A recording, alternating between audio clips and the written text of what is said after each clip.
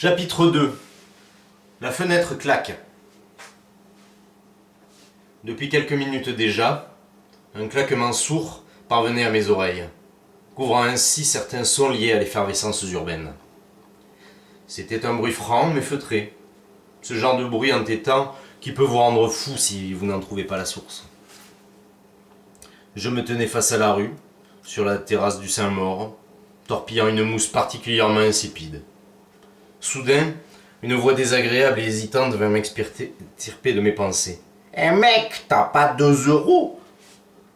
C'était l'un de ces déchets des villes qui se rattrape à ces images d'Épinal pour ne pas sombrer. Ce petit black, avec la peau du visage rongée au vitriol, s'appelait Maquet. Je ne le connaissais que trop bien. N'ayant pas le courage d'affronter un sermon moraliste d'un minable Rastafari toxico, il me fallait l'envoyer bouler promptement. Non, désolé, j'ai pas une thune. Mais la patrie de Chancelant était habituée à cette rengaine. Les yeux rivés sur ma blague à tabac, il enchaîna aussitôt, comme si son texte avait été écrit auparavant. « Ah, fais-le-moi une sèche alors !»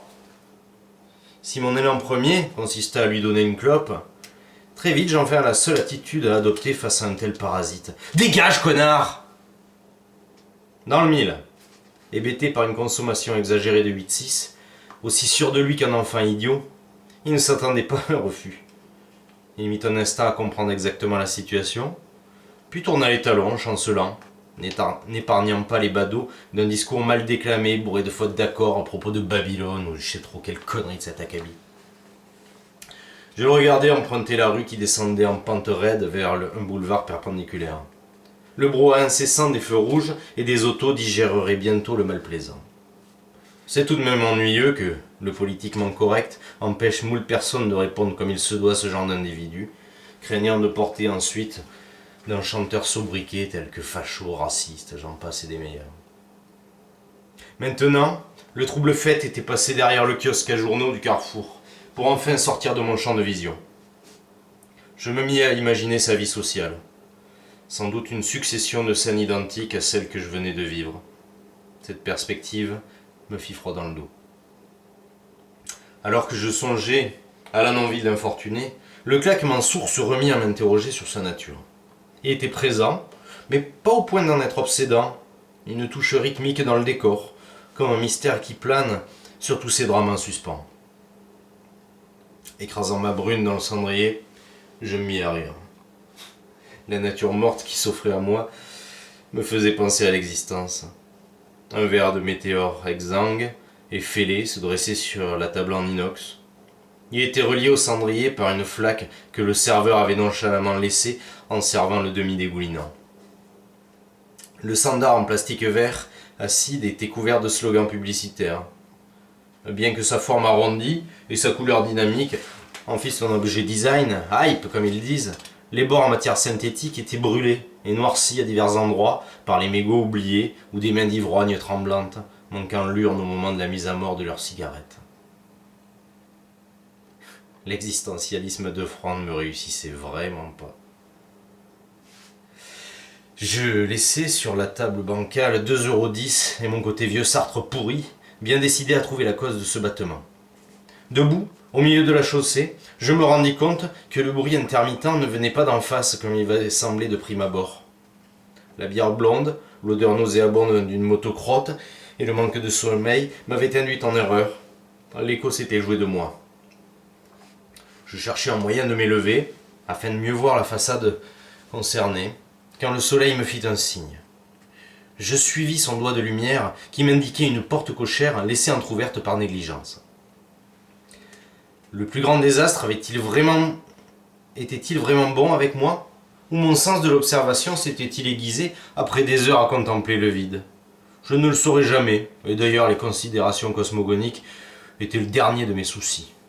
En tout cas, ce chemin était le bon, car à droite du large couloir, orné de boîtes aux lettres, s'ouvrait une grande porte-fenêtre à la mode du XIXe siècle. Elle donnait sur un escalier en bois usé. Dans le grincement trahissant la vétusté des locaux, je passai le premier palier, où l'on pouvait lire sur la deuxième porte de couleur cramoisie « Éric Fossard, diplômé de médecine régressive ». C'était quand même plus vendeur que d'inscrire Gourou Drive-In en beau lettrage. Le deuxième palier, quant à lui, était plus soigné, bien que les scellés de police sur l'une des portes m'indiquassent un crime récent. L'habit ne fait pas le moine, disait ma sacoche d'arrière-grand-père. Poursuivant l'ascension de cette cage d'escalier, sentant la naphtaline et la poussière, j'arrivais enfin au bout. Une simple porte de bois brut, maintenue fermée par un loquet sans serrure. Poussant celle-ci, je gravis quelques marches, restantes, pour me retrouver dans un grenier. Entre les toiles d'araignée et les bourriches abandonnées, je distinguai l'objet de mon effraction. Une lucarne sans vitre, laissant pénétrer la lumière éblouissante dans la pénombre du débarras, me tendait les bras. Ma tête dans le vide, je goûtais la chaleur du dehors, tel un golden retriever à la fenêtre d'une Lexus. Il me fallut attendre le rétrécissement de mes pupilles avant de distinguer clairement le panorama.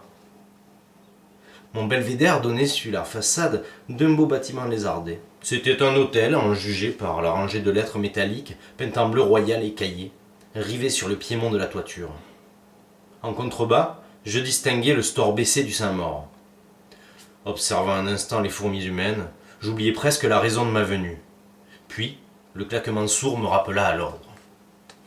Il semblait en effet plus proche maintenant, ce qui en soi était un bon point, mais ne suffisait pas encore pour en localiser la source. Je commençai par passer en revue les fenêtres aux carreaux sales, inspecter ensuite les balcons. Ils étaient tous vides, excepté d'antiques pots de fleurs envahis de foin sec. Commençant à désespérer, je me pris à admirer le toit couvert d'ardoises régulières. Sur les côtés, en pente abrupte, on pouvait apercevoir des petites fenêtres rondes. Elles étaient partiellement occultées par le lettrage de l'enseigne « Hôtel du Centre ». De quelle originalité avait fait preuve le gérant initial de ce loueur de dents. Mon genou était douloureux. Il me faisait souffrir fréquemment depuis mes frasques de jeunesse. C'était une excuse tout à fait suffisante pour rouler un mégot. En tout cas, ma psyché s'en contenterait. Crachant une fumée épaisse, emportée immédiatement par la brise, je scrutais toujours en face. Enfin, il me sembla repérer la source du bruit. C'était l'un des chiens assis, en partie occulté par l'immense lettrage. Il me semblait maintenant n'entendre plus que cette séquence de sons démoniaques derrière le E de centre. Je n'étais malheureusement pas dans l'alignement nécessaire pour optimiser ma vision de la pièce. Ma position était plus ou moins en alignement avec le U. Elle était quand même suffisante pour apercevoir au travers du carreau le visage grimaçant d'une femme d'âge mûr.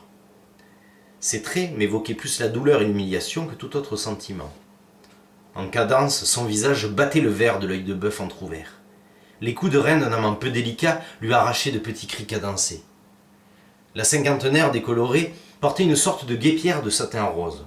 Ses bretelles, tombées, laissaient voir sa poitrine fatiguée, heurtant le bord de l'ouverture. La singularité de cet instant de voyeurisme me laissa perplexe. Je fixais maintenant sa main, crispée sur le carreau, alors que la joute bestiale continuait sous mes yeux. Étais-je vraiment à ma place ? À moins que ce ne soit eux qui furent totalement incongrus. Des centaines de questions se mirent à m'assaillir, tandis que les coups de boutoir de l'autre côté de la rue s'amplifiaient. « Eh merde !» dis-je en lâchant la cigarette qui venait de me brûler les doigts.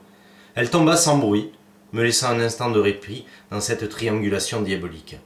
Je compris en cet instant que malgré la violence de la scène, la femme m'avait entendu, car elle me fixait maintenant, couinant de plus belle.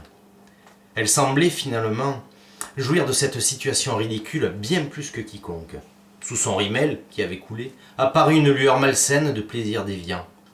Je m'étais tout d'abord fourvoyé quand je la pris pour une victime, alors qu'elle était consentante et sans doute même l'instigatrice de ce jeu pervers dans lequel elle m'avait invité de force. Tiraillé par mes pensées, je ne pouvais détacher mon regard de la mégère et de son brutal cavalier invisible. J'en ai même envisagé d'être celui-ci. Après tout, il n'était pas visible, peut-être n'existait-il même pas, peut-être avait-elle besoin d'un regard extérieur afin de catalyser ses pulsions perverses. C'était donc ça, le grand mal dont parlent les ascètes, ne plus savoir où l'on se trouve quand dans une lueur de regard, on se perd entre son dégoût et sa fascination. Les saccades de coups me martelaient le crâne, m'imposant cette image grotesque alors que je regardais déjà plus cet ébat de sangsue. Les tempes battantes, le rouge au front, désorienté et nauséeux, je tournais les talons, dévalais les escaliers, fuyant la canopée et son singulier sabbat. Enfin, je crois, car c'est au travers d'une brume épaisse que me reviennent ces événements. Depuis, c'est avec méfiance que je regarde les hôtels défraîchis quand j'en croise.